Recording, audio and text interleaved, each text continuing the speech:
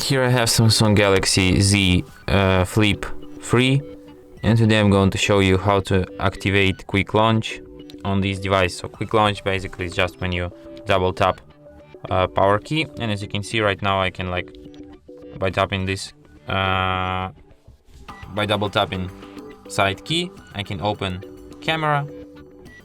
So to enable this feature, go to the advanced features in settings, then go to the side key, and here you can switch it, and that's how it's done.